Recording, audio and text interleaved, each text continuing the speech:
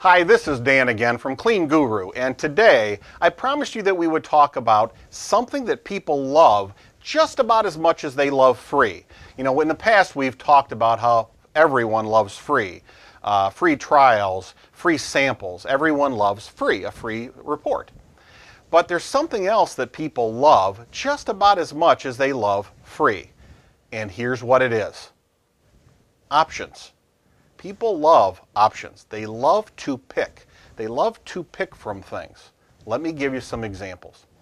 Let's say you're setting up a time or you're trying to meet with a customer. You know, rather than say, hey, I'd like to come out there, Thursday afternoon to meet with you at 4 o'clock. It really can be a benefit to say, now would Wednesday afternoon at 1 or would Friday morning be better for you, let's say 9 o'clock in the morning.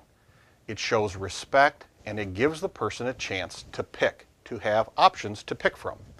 It really works well. And there's so many examples, and I'm sure you have many yourself. It's just something to always remember because you can try to create options in many things you do. So for example, we talked about setting an appointment. What about offering which day to start a new job? Let's say you're talking to a customer and you think they're about ready to buy and you say, would you like to start this program at the end of the month? Or were you thinking that you would like us to start the first week of next month? Well, that's kind of assuming the sale, but it gives them an option. And they might say, let's start the beginning of the month. Well, that's a great way to land a sale. What's another example? When you come out to deliver a proposal, you might have options. You might have a 3-day-a-week option and a 5-day-a-week option.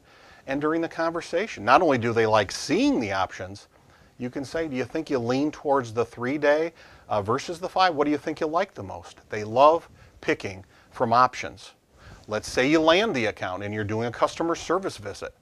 Well, when you're doing a customer service visit and someone's asked to have their carpeting cleaned, what if you said, listen, we can clean your carpeting and this is how much it would be. But I tell you, since we're already going to be here, we could also take care of stripping and refinishing the little bit of tile you have in the lobby and in that one hallway for just this much more. Would you like us to do that too, or would you like us to just do the carpeting? That's when you have an existing customer.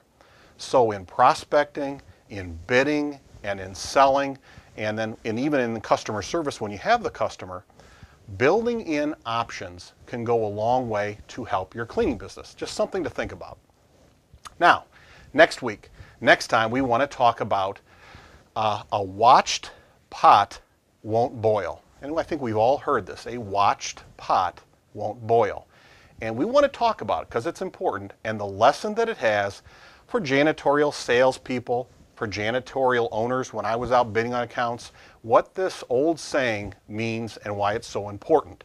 We'll talk about it next time. Until then, remember that you can do this. You really can.